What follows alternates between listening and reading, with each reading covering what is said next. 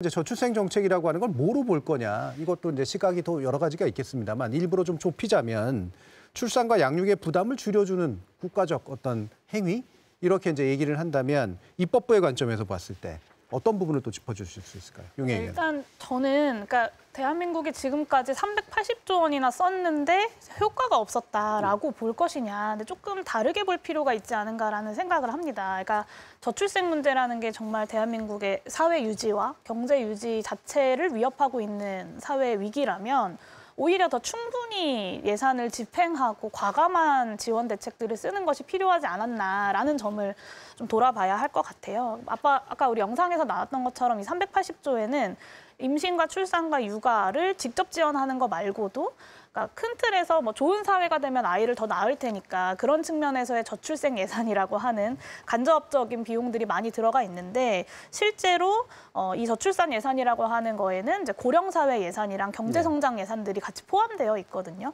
그러니까 저출산이라는 것을 직접적으로 이제 문제를 해결하기 위한 예산이라고 하면 380조 중에 한 200조 조금 넘는 수준인데, 15년 정도 되는 시간 동안 200조 정도라고 하면 과연 이게 정말 충분히 많은 예산이었는가를 좀 돌이켜볼 필요가 있고요.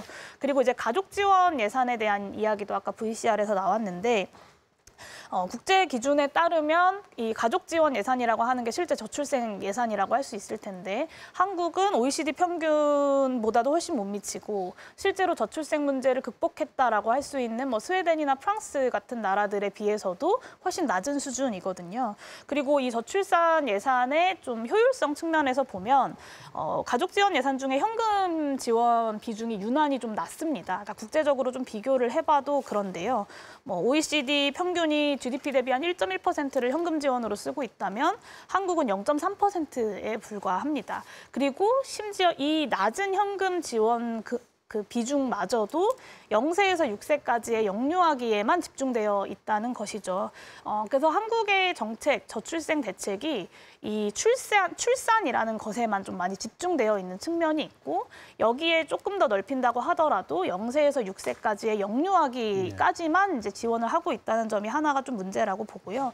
다른 나라들을 보면 한 만 17세까지는 좀 충분히 일정하게 아동수당 같은 현금 지원들을 하고 있거든요. 그래서 한국도 저출산 대책의 좀 효율성을 높이기 위해서는 현금 지원 예산을 늘릴 필요가 있고, 현금 지원 예산을 영유아기뿐만 아니라 청소년기까지 확장해서 지원할 필요가 있다고 보여집니다. 실제로 초등학교 입학 연령이 되면, 그러니까 8살에 학교를 가잖아요. 8살에 학교가 가게 되면 그 전까지 지원받던 그 현금 지원 금액의 한 7분의 1 수준으로 급락하게 되거든요. 근데 사실 아이는 6살까지만 크는 것이 아니라 6살, 만 6세 이후에도 계속해서 비용이 들고 부모의 어떤 돌봄과 여러 가지 비용들이 들어가는 건데, 이 부분에 대한 집중이 조금 더 필요하지 않을까 싶습니다. 예.